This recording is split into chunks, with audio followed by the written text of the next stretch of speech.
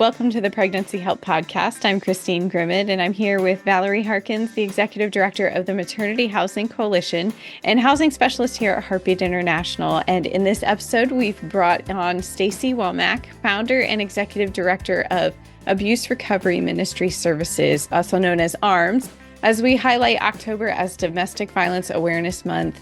And we'll be talking about serving women in the pregnancy help setting who have been victims of domestic violence.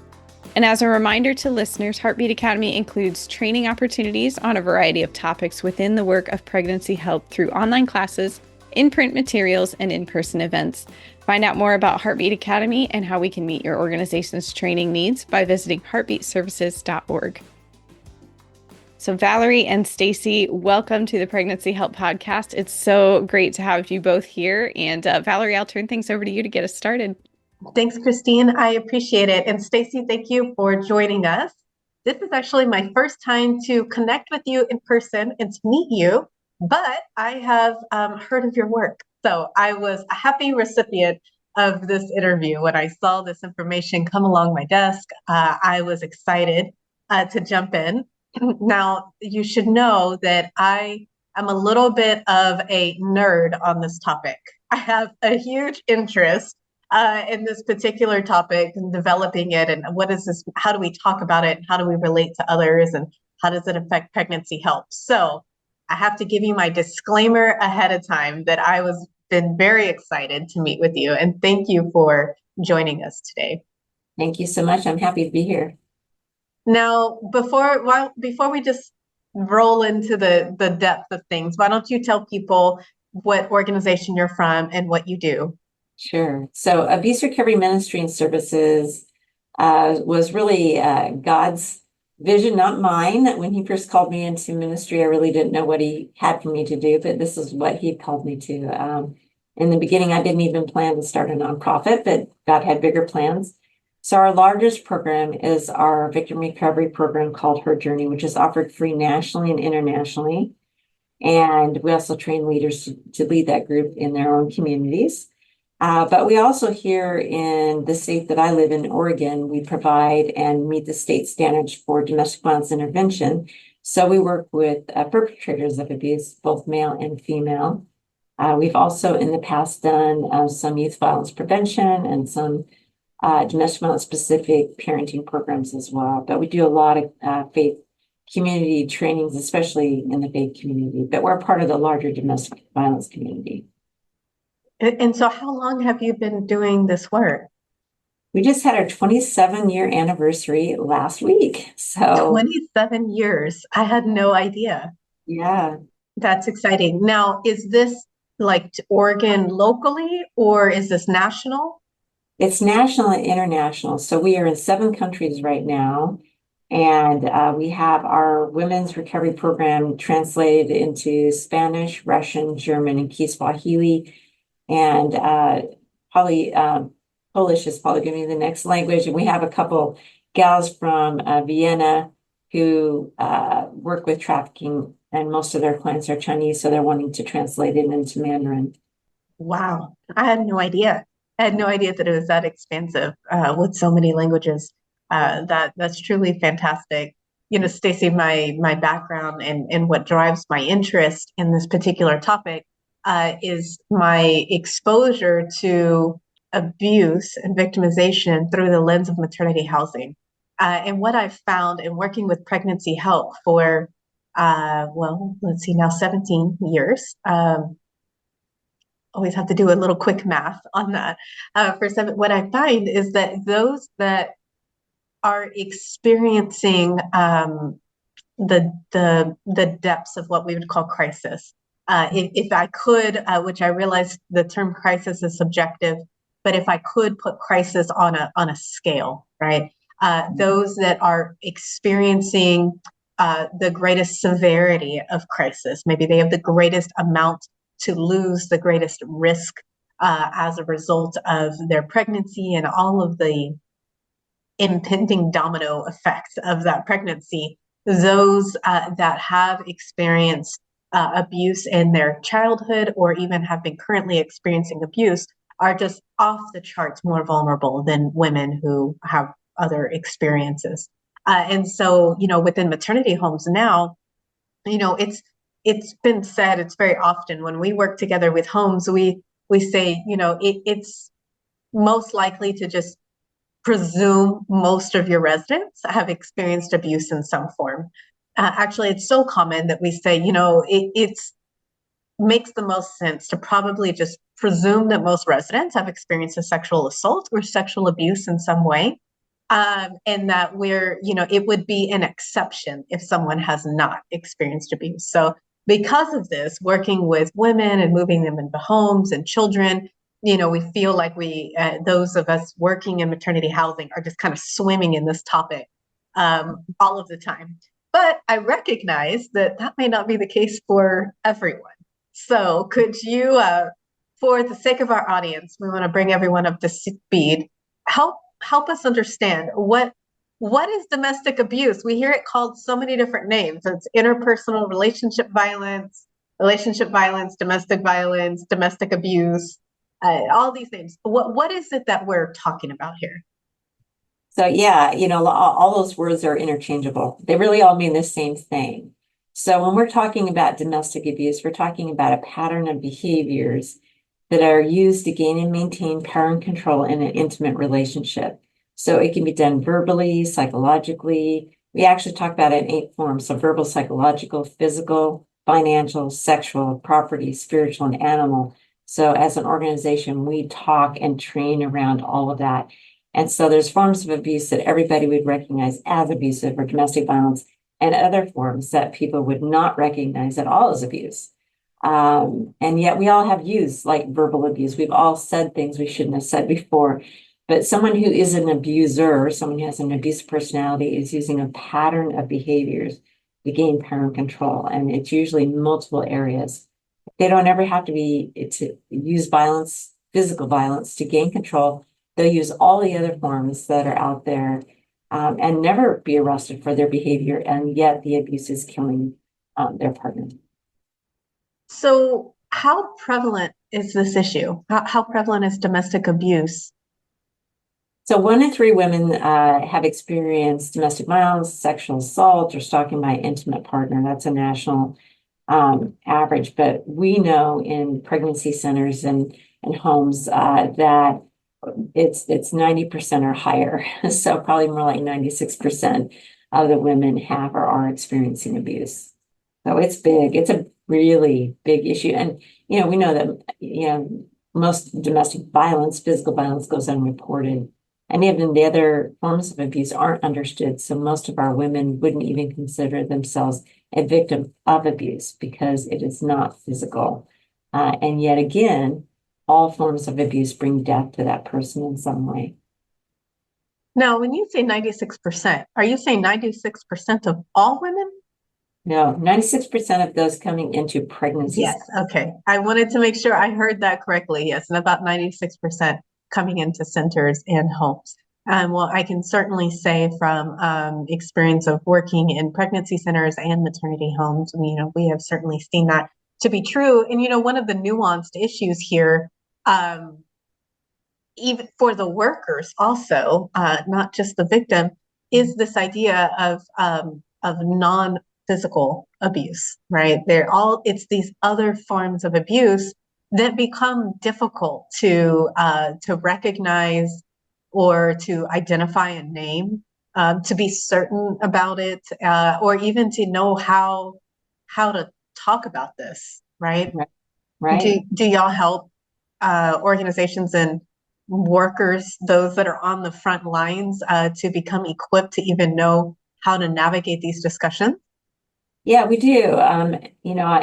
I do a lot of trainings at different conferences, including Heartbeat International and that type of thing I've done in the past. So we do try to give them some tips on things they can look for, be aware of, and we actually go through some do's and don'ts of working with those who have those issues. Especially, it's a very tricky thing when the women don't see themselves as being abused, but you can see it. You can recognize that there's control going on in that relationship that may not be physical, but is still dangerous and controlling for that person. So, Stacey, would you say that domestic abuse is affecting the church? Absolutely. It's just as prevalent within the church as it is anywhere else. We're all raised in the same broken world, right? And unfortunately, abuse is very cyclical and generational. It's a learned behavior. It gets passed from one generation to the next, whether it's the giving of abuse or the receiving of the abuse. And like you said, Valerie, those who have experienced abuse, whether they grew up in it or they experienced it in an intimate relationship, it makes them very vulnerable because it damages somebody's sense of self-worth and their value.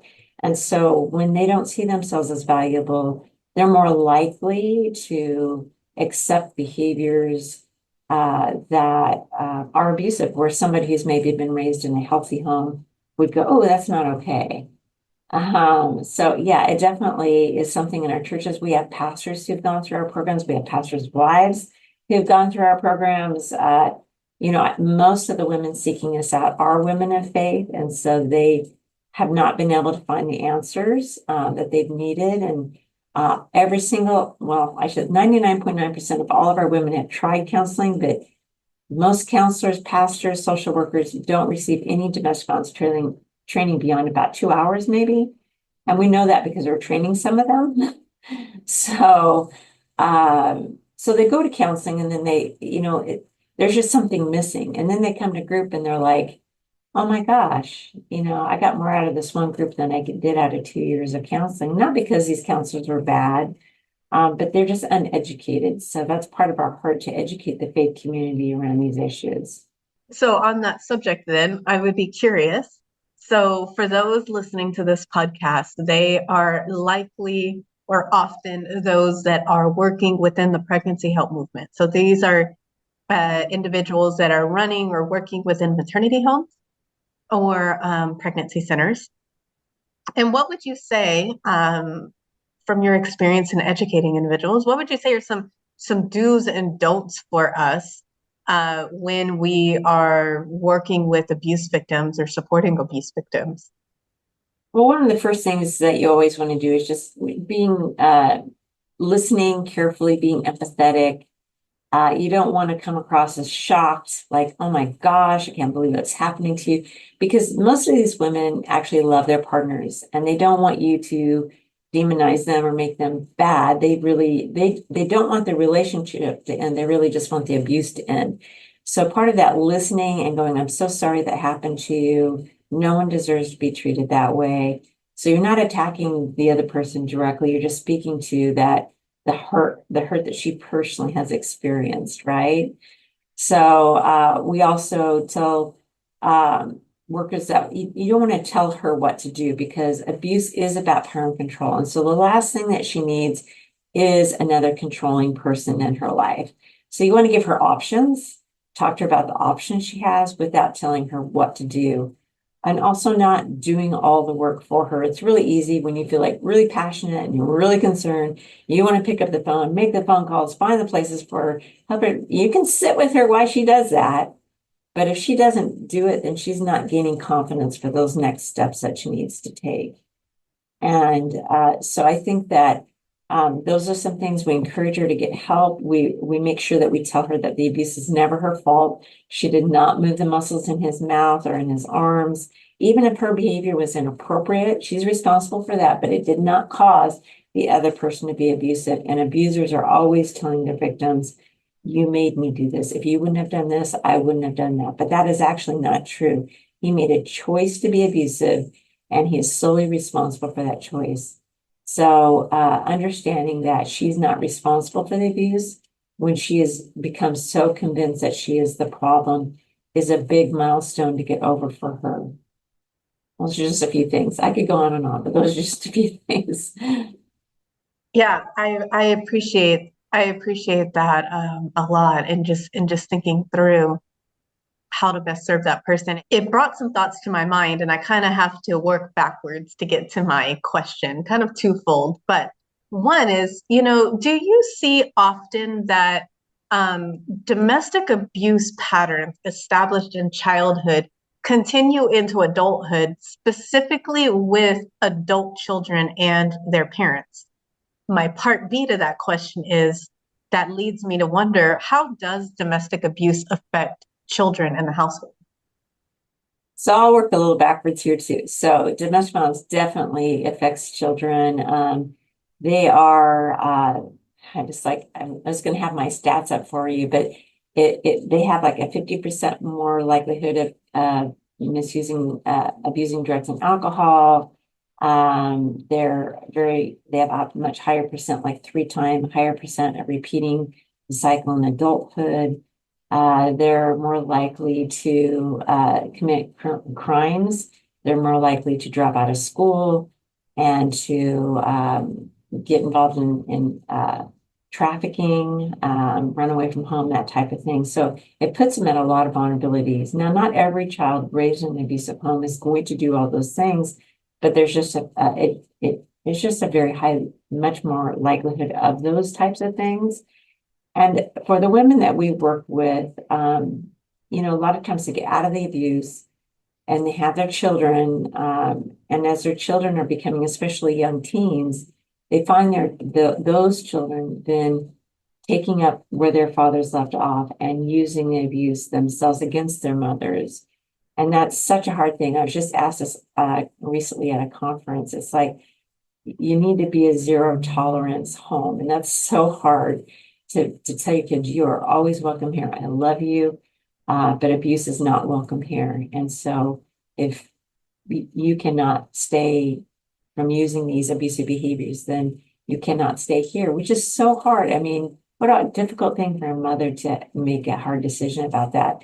But I found that unless a mother at that point, at that age, their child is, if they're not willing to set a strong boundary like that, they will never have their child's respect. They may lose relationship for a time, but it's rare for them to not come back and to renew that relationship.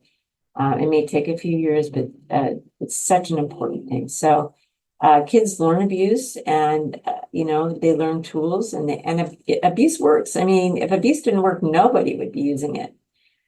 So kids learn that it works for them to get their way, or they learn to bully because it gets in their way, and it becomes a pattern for them that they take into all their relationships.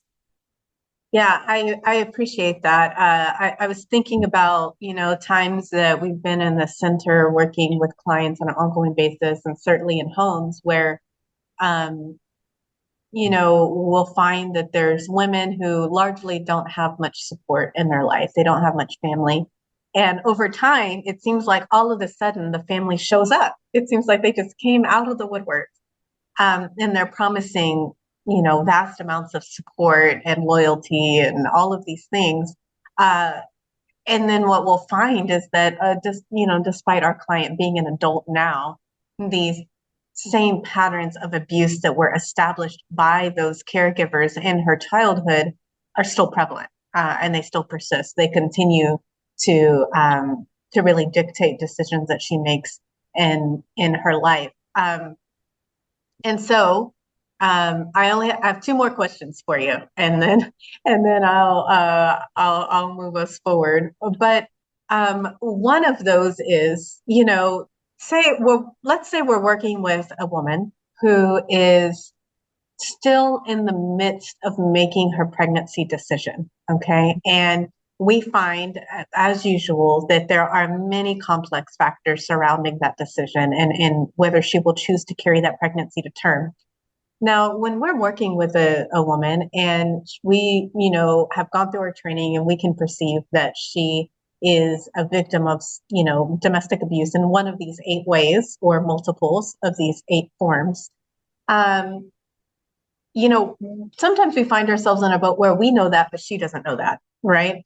And it's almost a race to information to say, which topic do we touch on first, and how do we do this? Because putting things in order, kind of that Maslow's hierarchy of thinking mindset, right? We're trying to figure out, is now really the best time to begin discussing abuse and the realities of abuse while she's still making a pregnancy decision. However, the flip side of that coin is we can see that often the realities of abuse are driving and influencing her pregnancy decisions, right? So sometimes we can feel like we're really caught in a catch-22. Meanwhile, this woman is not even aware that she, or maybe not has even recognized fully that she is a victim in the extent to which it's impacting her life, right? Could you speak to us in that Sure. scenario? Because we know there's such a high rate of domestic violence among this clientele, when we train centers to use our materials, because they can just take them and use them in their own centers or their own maternity homes, I tell them to run the group ongoing. So you maybe only have a gal there for a couple of weeks, but you're at least planting those seeds. And this is how we do it out in the just general population. The groups are just ongoing. They don't have to start at lesson 1. They can just start whenever they start. And we have just seen God move in really miraculous ways where it is very eye-opening. And it's like at first, they may, at first I think, no, that's not me. But literally 2 or 3 classes in, the women start going, oh, yeah, I have experienced that. And having a group of women who are all going, yeah, they understand what that feels like. Is really important. So I think that group environment where they can know that they're not alone, because there's a lot of feeling of loneliness. That's actually one of the most common things that our women tell us is how alone they feel. And so having that support and the validation for their experience gives them strength. And one study out of Washington State shows that if women can get 12 hours of victim advocacy, they don't return to their abuser. And we can do that through our group sessions that we have that are free, whether they're in the center or whether they just join us some other way.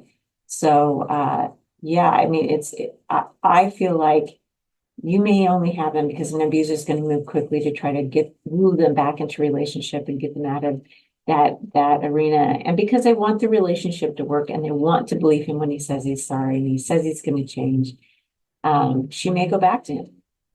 So the more we can get support around her, get her some education around it, the more likely she is to begin going, you know what, this isn't okay. And I'm valuable. And so this behavior isn't okay.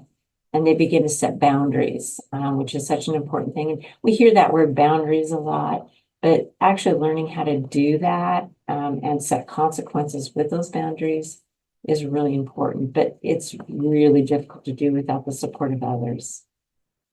So then I suppose then do you feel that it's possible to heal from domestic abuse and break the cycle and the patterns from that continuing?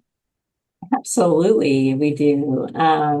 When someone's experiencing abuse, they are a victim, and I know that's not a popular term. Most women who experience abuse wouldn't even use that term ever. In fact, usually only perpetrators use that term. So at some point, they are victims, but once they begin moving out of it, they become survivors. But the Bible says that we're more than conquerors. So I don't believe that God has brought us to this earth to just survive. It doesn't say, I've come that you might survive life.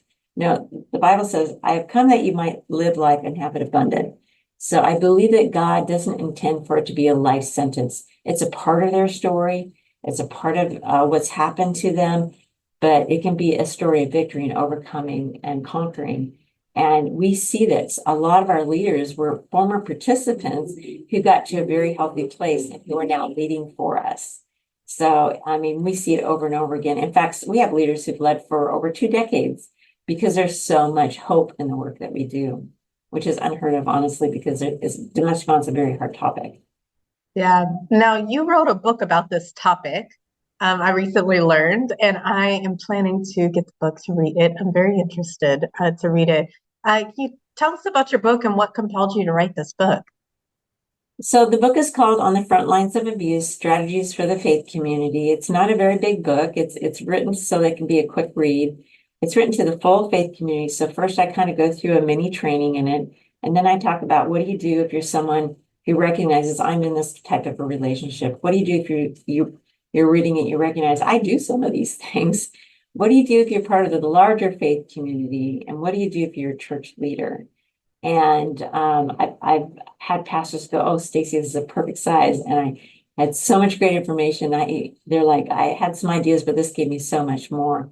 So I guess that after 27 years of doing this work, it was like time to put something that could just be put out to the masses that would be helpful. So really it's written from a perspective of this is 27 years of experience that we have. So when you talked about physical versus psychological or emotional abuse, it's called sometimes of the 46,000 plus women that we've served over all this time, they would all say psychological abuse is the worst form of abuse.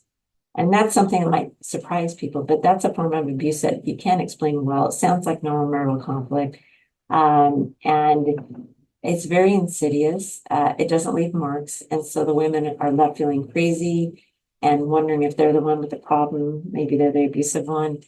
And those are the wounds that are the hardest to heal from because bruises go away pretty quickly, but emotional wounds last a long time. So the book is written just to the full faith community as a whole, just to give them some ideas of where they can start and what they might do.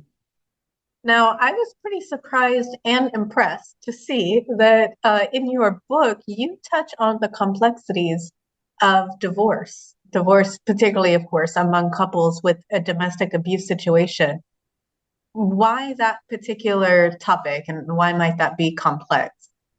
It is complex from a faith perspective. I'm a pastor's kid, so I grew up in the church and conservative background, and divorce is almost seen like the ultimate sin. So in the book, I share this story about, this woman who goes to her pastor and says, Pastor, do you think God can forgive murder? And the pastor thinks for a while, thinks about King David, says, yeah, I think God can forgive murder. And she goes, so would it be better to murder my husband than divorce him? And the reality is that even Jesus, there's two places in the Bible, in Jeremiah and Isaiah, where it says God gave Israel her certificate of divorce. God knew divorce would happen. He says, because of hardness of heart, she cannot change him. She cannot make him stop being abusive. He has to choose to do that. And so that's been one of the biggest things in working with the faith community. It's like if we have any stance on that divorce is ever okay, then they like shun us completely.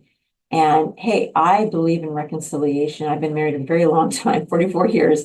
I believe in reconciliation. I know relationships are difficult, but there's a time and a place if the other person is unwilling to make the changes that they need to make, where that's the only boundary she has left to make. And so the Bible says the prudent man or woman sees the danger and hides. So I don't think that God has called us to live a life of death. I believe that God sees abuse as a child abuse issue, not an adult issue. We're all God's children. So if we are a good parent and we send our child to school and they were beaten, harassed, and abused and came home crying, we wouldn't sit in our chair and say, go back, my child, and pray harder and win them over by your quiet and gentle spirit. We would go to the school and find out who's doing this and what are they going to do to stop it. And if they didn't stop it, we would think twice as a good parent to remove our child from that environment. So why would we think a God who loves us more than our own children not want to do the same thing for us? He loves us that much. God doesn't sacrifice a person for the sake of a relationship, but we, the church, do. And I don't believe that that is God's heart. He loves us as individuals as much as he loves relationships and wants reconciliation. And when there can be reconciliation, and we see that sometimes, then absolutely we want that too. We wish every man that we work with made the changes they needed to make to save the relationship, but we can't make them make those changes. Well, thank you for breaking that down and stating it so well. As I acknowledge, I kind of set you up a little for admittedly a complex topic, but I had a genuine interest and was genuinely glad to see that this topic was broached in your book. As we wrap up, I know that there are maternity homes and pregnancy centers that would be very interested to receive training for their staff as well as use curriculum in serving their clients. Can you tell them how they can find more information? Yeah, so on our website, abuserecovery.org, they could go to training shop, and we have a domestic violence advocacy training that they can go through where they could actually lead the Her Journey program that's been so successful. Or they can call us, and if they just want myself or one of my other staff members to do training for their staff, we're happy to do that as well. We're also on Bright course for those who have that. And we were told that we were the second most watched of all their of over 300 programs that they have on there. So obviously domestic violence is at the top of a lot of people's minds. And that's been my experience going to conferences where my session has been the one that's sold out first. Basically, sold out isn't the right word, but filled up first. And so it's a big issue that a lot of pregnancy centers are concerned with. How do we deal with this? Yeah, well, thank you for that. I hope to see you at our upcoming conference in 2025. I believe we will be in Birmingham, Alabama. So hopefully we will cross paths there. You'll have to come by the maternity housing track and say hi to all of our people there. We are certainly talking about this subject quite a bit there, so I know your input would be welcome. Thank you. I'm actually already got our booth signed up, and I'm hoping that I can be a speaker this year. So, yeah. Okay. Well, thank you. We look forward to seeing you then. Thank you so much. Thanks, Stacey. Thank you, Valerie. I will add links in the show notes directly to Stacey's book on the front lines of abuse strategies for the faith community, and also the ARMS website, abuserecovery.org. So that will take you directly to those resources. And this is such a good topic. I'm so glad we could highlight it for October for our Awareness Month. And Stacey, thanks for all of the great work that you and your team do to equip those in the pregnancy help movement so that we can best serve women who are facing these situations. So stay tuned to the Pregnancy Help podcast to get more updates on the pregnancy help world. And thanks for listening to this episode of the Pregnancy Help podcast.